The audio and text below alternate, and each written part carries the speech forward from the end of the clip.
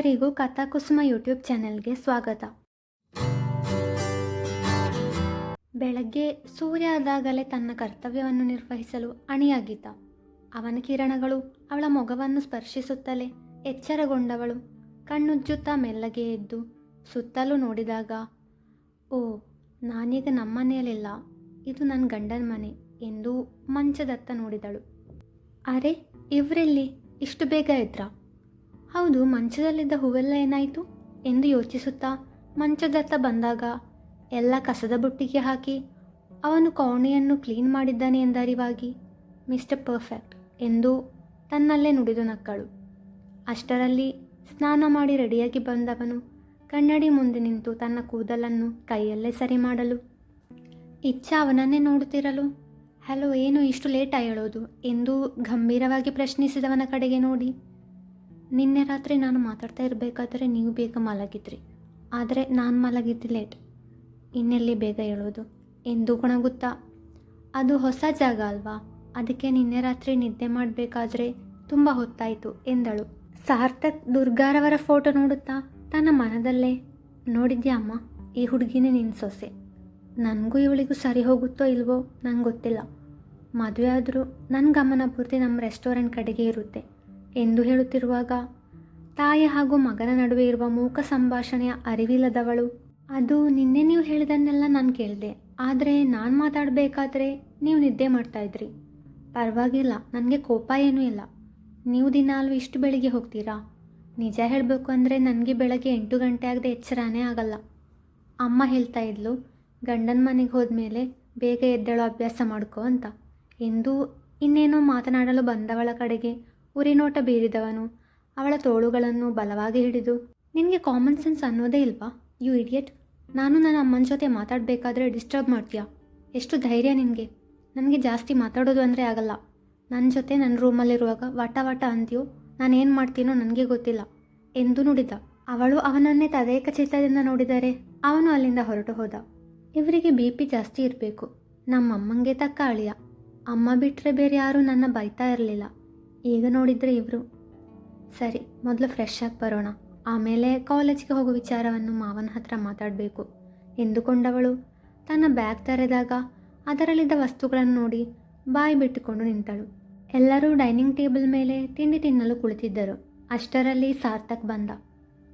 ಏನೋ ಪಾಪು, ಎಲ್ಲಿಗೆ ಹೋಗ್ತಿದ್ಯಾ ಎಂದು ಶಿವಕುಮಾರ್ ಅವರು ಕೇಳಿದಾಗ, ಅಪ್ಪ ತಮಾಷೆ ಮಾಡ್ತಿದ್ದೀರಾ, ಯಾಕೆ ನೀವು ಬರಲ್ವಾ ಇವತ್ತು ರೆಸ್ಟೋರೆಂಟ್ಗೆ? ಹಾಗೆ ಅಪ್ಪ, ಇವತ್ತು ನಮ್ಮ ತೋಟದ ಕಡೆಗೂ ಹೋಗಿ ಬರ್ತೀನಿ ನಾನು ಎಂದನು. ಮನೆಯವರೆಲ್ಲರೂ ಆಶ್ಚರ್ಯದಿಂದ ಅವನನ್ನೇ ನೋಡಿದರು. ಪಾಪು, ನಿನ್ನೆ ತಾನೇ ನಿನ್ನ ಮದುವೆ ಆಗಿದೆ, ಇವತ್ತು ರೆಸ್ಟೋರೆಂಟ್ಗೆ ಹೋಗ್ತಾ ಇದೆಯಾ ಅಂದರೆ ಹೇಗೆ? ನೀನಿವತ್ತು ಎಲ್ಲೂ ಹೋಗೋ ಹಾಗಿಲ್ಲ ಎಂದು ಅರುಂಧತಿಯವರು ಹೇಳಿದಾಗ, ಅದು ಹಾಗಲ್ಲ ಅಜ್ಜಿ ಎಂದು ಏನೋ ಹೇಳಲು ಬಂದ ಸಾರ್ಥಕ್ನ ಮಾತನ್ನು ತಡೆದ ಸರ್ವೇಶ್, ಅಣ್ಣ, ನೀನು ಸ್ವಲ್ಪ ದಿನ ಅತ್ತಿಗೆ ಜೊತೆ ಹಾಯಾಗಿದ್ಬಿಡು, ರೆಸ್ಟೋರೆಂಟ್ ಬಗ್ಗೆ ತಲೆ ಕೆಡಿಸ್ಕೋಬೇಡ, ನಾನು ಅಪ್ಪ ದೊಡ್ಡಪ್ಪ ಎಲ್ಲ ನೋಡ್ಕೋತೀವಿ ಎಂದಾಗ ಸಾರ್ಥಕ್ ಅವನನ್ನು ಉರಿಗಣ್ಣಿನಿಂದ ನೋಡಿದ. ಸರ್ವೇಶ್ ಹೇಳೋದು ಸರಿಯಾಗಿದೆ ಎಂದು ಸುಧಾರವರು ಹೇಳಿದಾಗ ಸಾರ್ಥಕ್ ಅಲ್ಲಿಂದ ಎದ್ದು ನಿಂತವ. ಚಿಕ್ಕಮ್ಮ, ನಂಗೆ ತಿಂಡಿ ಸಾಕು ಎಂದು ಅಲ್ಲಿಂದ ಹೋಗಲನ್ನುವಾದರೆ, ಪಾಪು, ಇವತ್ತು ನೀನು ಇಚ್ಛಾ ಇಬ್ಬರು ದೇವಸ್ಥಾನಕ್ಕೆ ಹೋಗಿ ಬನ್ನಿ, ಹಾಗೆ ಬರುವಾಗ ಬೇಕಿದ್ದರೆ ತೋಟದ ಕಡೆಗೆ ಹೋಗ್ಬಾ, ಅವಳಿಗೂ ತೋಟ ನೋಡಿದ ಹಾಗಾಗುತ್ತೆ ಎಂದು ಅರುಂಧತಿಯವರು ಹೇಳಿದಾಗ ಸಾರ್ಥಕ್ ಅವರ ಮಾತನ್ನು ನಿರಾಕರಿಸಿದ. ನೋಡು ಪಾಪು, ಇಷ್ಟು ದಿನ ನಿನ್ನ ಮಾತೇ ನಡೆಯುತ್ತಿತ್ತು, ಆದರೆ ಇನ್ನು ನೀನು ನನ್ನ ಮಾತನ್ನು ಕೇಳಲೇಬೇಕು. ಅಜ್ಜಿ ಅಂತ ನಿನಗೆ ನನ್ನ ಮೇಲೆ ಗೌರವ ಇರೋದು ನಿಜಾನೇ ಆಗಿದ್ದರೆ ನಾನು ಹೇಳಿದ ಹಾಗೆ ಕೇಳಲೇಬೇಕು ನೀನು ಎಂದು ಅರುಂಧತಿಯವರು ಖಡಾಖಂಡಿತವಾಗಿ ನುಡಿದಾಗ, ಸರಿ, ನಿಮ್ಮ ಇಷ್ಟದ ಹಾಗೆ ಆಗುತ್ತೆ ಎಂದ. ಹೋಗು, ಇಚ್ಛಾಳನ್ನು ತಿಂಡಿಗೆ ಬರುವುದಕ್ಕೆ ಹೇಳು. ಸರಿ ಎಂದವ ತನ್ನ ಕೋಣೆಗೆ ಹೋದಾಗ ಅಲ್ಲಿ ಇಚ್ಛಾಳನ್ನು ಕಂಡು ಅವಳಿಗೆ ಬೆನ್ನು ಮಾಡಿ ನಿಂತವ. ವಾಟ್ ದ ಹೆಲ್ ಎಂದು ಅವನು ದನಿಯೇರಿಸಿ ನುಡಿದಾಗ ಇಚ್ಛಾ ಬೆಚ್ಚಿ ಬಿದ್ದಳು. ಯು ಫೂಲ್, ಇದು ನನ್ನ ರೂಮ್, ಅಟ್ಲೀಸ್ಟ್ ಡ್ರೆಸ್ ಚೇಂಜ್ ಮಾಡೋವಾಗ ರೂಮ್ ಲಾಕ್ ಮಾಡಬೇಕು ಅನ್ನೋ ಕಾಮನ್ ಸೆನ್ಸ್ ಇಲ್ವಾ? ಅದು ನೀವು ಹೊರಟು ಹೋಗಿದ್ರಲ್ವಾ, ಮತ್ತೆ ಬರಲ್ಲ ಅಂದ್ಕೊಂಡೆ. ಸಾರಿ, ನನಗೆ ಸೀರೆ ಉಡೋದಕ್ಕೆ ಬರಲ್ಲ, ದಯವಿಟ್ಟು ಅಮ್ಮನನ್ನು ಕರ್ಕೊಂಡು ಬರ್ತೀರಾ? What are you mad? ನಿಮಗೆ ಸೀರೆ ಉಡಿಸೋದಕ್ಕೆ ನಾನೀಗ ನಿಮ್ಮ ಮನೆಗೆ ಹೋಗಿ ಅಮ್ಮನನ್ನು ಕರ್ಕೊಂಡು ಬರಬೇಕಾ? ಅಮ್ಮ ಅಂದರೆ ನಿಮ್ಮ ಅತ್ತೆ ರಜನಿ ಅಮ್ಮ, ಸರಿಯಾಗಿ ಹೇಳೋಕ್ಕೆ ಬರಲ್ವಾ ಎಂದವನು ಬಾಗಿಲನ್ನು ತಟಾರೆಂದು ಹಾಕಿ ಹೊರಗಡೆ ಹೋದ. ಇಚ್ಛಾ ತನ್ನ ಬ್ಯಾಗ್ ತೆರೆದಾಗ ಅದರಲ್ಲಿ ಅವಳ ಅಮ್ಮ ಸೀರೆಗಳನ್ನು ಮಾತ್ರ ಇಟ್ಟಿದ್ದರು. ಬೇರೆ ಬಟ್ಟೆಗಳು ಅದರಲ್ಲಿ ಇರಲಿಲ್ಲ. ಫ್ರೆಶ್ ಆಗಿ ಬಂದವಳು ಎಷ್ಟೇ ಸಾಹಸ ಮಾಡಿದರೂ ಸೀರೆ ಉಡಲು ಸಾಧ್ಯವಾಗಲಿಲ್ಲ. ಕೊನೆಗೆ ಸೀರೆಯನ್ನು ಕೊರಳಿಗೆ ದುಪ್ಪಟ್ಟದಂತೆ ಹಾಕಿ ಹೇಗೆ ಉಡುವುದು ಎಂದು ತಲೆಗೆರೆದುಕೊಂಡು ನಿಂತಿರುವಾಗಲೇ ಸಾರ್ಥಕ್ ಬಂದದ್ದು. ಇವನು ಬೈಯೋಕ್ ಮಾತ್ರ ಬಾಯಿ ತೆರೆಯೋದು ಅನಿಸುತ್ತೆ, ಇವನು ಪಾಪು ಅಲ್ಲ ಪಾಪಿ ಎಂದು ತನ್ನಲ್ಲೇ ನುಡಿದಳು. ಅಷ್ಟರಲ್ಲಿ ರಜನಿಯವರು ಬಂದರು. ಪುಟ್ಟ, ಏನಿತ್ತು ನಿನ್ನ ವೇಷ? ಅಮ್ಮ, ನಂಗೆ ಸೀರೆ ಉಡೋಕ್ಕೆ ಬರಲ್ಲ, ನಮ್ಮಮ್ಮ ಬರೀ ಸೀರೆಗಳನ್ನಷ್ಟೇ ಬ್ಯಾಗಲ್ಲಿ ಇಟ್ಟಿದ್ದಾರೆ ಎಂದಳು ಮುಖ ಚಿಕ್ಕದು ಮಾಡಿ. ಪರವಾಗಿಲ್ಲ, ನಾನು ಉಡಿಸ್ತೀನಿ. ಹೇಗೂ ನೀನು ಮತ್ತು ಪಾಪು ಇವತ್ತು ನಿಮ್ಮ ತವರು ಮನೆಗೆ ಹೋಗಬೇಕಲ್ವಾ, ಆವಾಗ ನಿನ್ನ ಬಟ್ಟೆಗಳನ್ನು ತಗೊಂಡು ಬಾ. ಹೌದಾ, ಥ್ಯಾಂಕ್ ಯು ಮಾ ಎಂದು ಅವರ ಕೆನ್ನೆಗೆ ಮುತ್ತಿಟ್ಟಳು. ನಾನು ನಿನ್ನಮ್ಮ, ಪಾಪು ಅಲ್ಲ, ಇದನ್ನು ಅವನಿಗೆ ಕೊಡು ಎಂದು ರಜನಿಯವರು ರೇಗಿಸಿದಾಗ ಅಮ್ಮ ಎಂದಳು. ಸರಿ ನೋಡು, ಎಷ್ಟು ಚೆನ್ನಾಗಿ ಕಾಣಿಸ್ತಿದ್ಯಾ, ಬಾ ಮೊದಲು ದೇವರಿಗೆ ಕೈ ಮುಗಿದು ಆಮೇಲೆ ತಿಂಡಿ ತಿನ್ನು ಎಂದಾಗ ಸರಿ ಎಂದವಳು ಅವರ ಜೊತೆಗೆ ಕೆಳಗಡೆ ಹೋದಳು. ತಿಂಡಿ ತಿಂದ ಬಳಿಕ ಶಿವಕುಮಾರ್ ಅವರ ಬಳಿ ಬಂದವಳು. ಮಾವ, ನಿಮ್ಮ ಜೊತೆ ಮಾತಾಡಬೇಕಿತ್ತು. ಹಾಂ ಹೇಳು ಪುಟ್ಟ. ಮಾವ, ಅದು ನನ್ನ ಕಾಲೇಜಿಗೆ ಹೋಗ್ಬೋದಾ?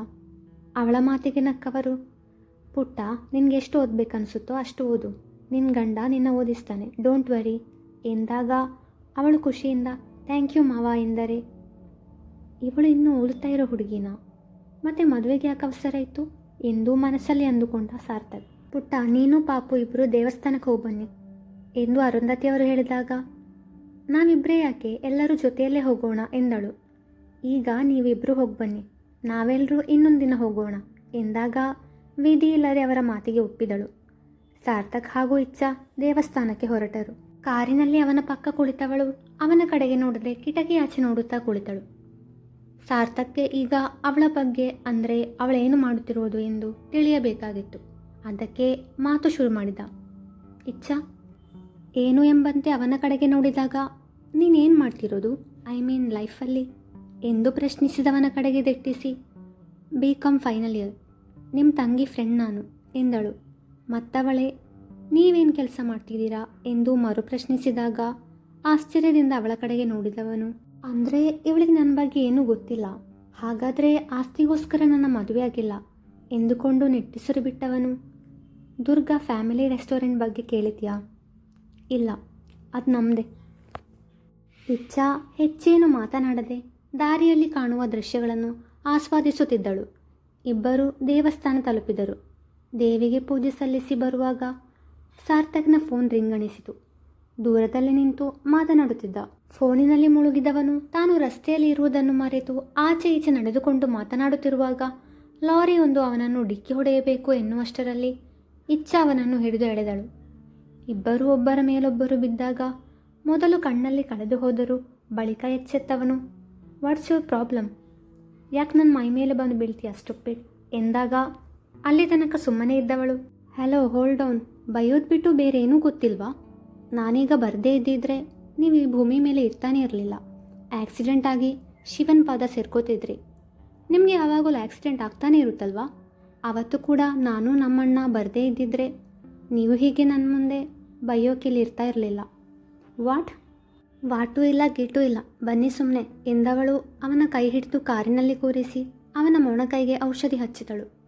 ಅವನು ಅವಳನ್ನೇ ನೋಡುತ್ತಿರಬೇಕಾದರೆ ಲುಕ್ ಕೊಟ್ಟಿದ್ದು ಸಾಕು, ಗಾಡಿ ಮುಂದೆ ಹೋಗಲಿ, ರೈಟ್ ಎಂದಾಗ ಏನೂ ಮಾತನಾಡದೆ ಕಾರು ಚಲಾಯಿಸಿದನಾದರೂ ಇವಳು ಇವಳ ಅಣ್ಣ ಇಲ್ಲ ಅಂದರೆ ನಾನಿವತ್ತು ಬದುಕೇ ಇರ್ತಿಲ್ಲ ಅನ್ಲಲ್ವಾ?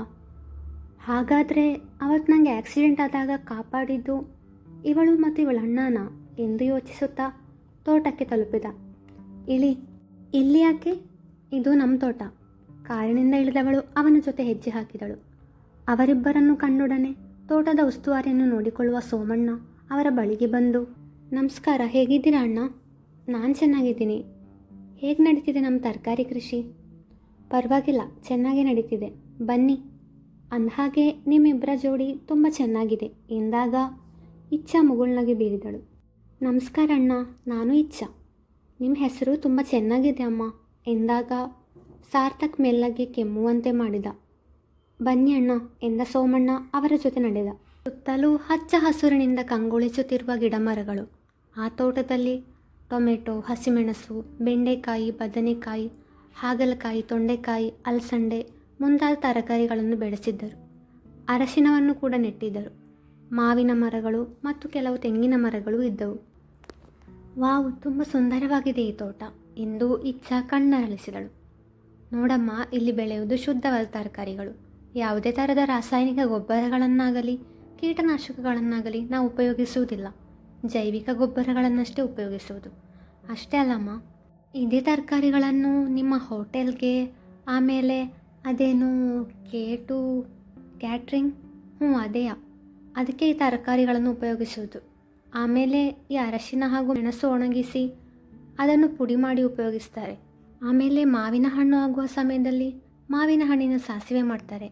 ಅದೇ ನಿಮ್ಮ ಹೋಟೆಲ್ನಲ್ಲಿ ರೆಸ್ಟೋರೆಂಟ್ ಎಂದು ಹೇಳಲು ಬರದ ಕಾರಣ ಸೋಮಣ್ಣ ಹೋಟೆಲ್ ಎಂದು ಹೇಳುವುದು.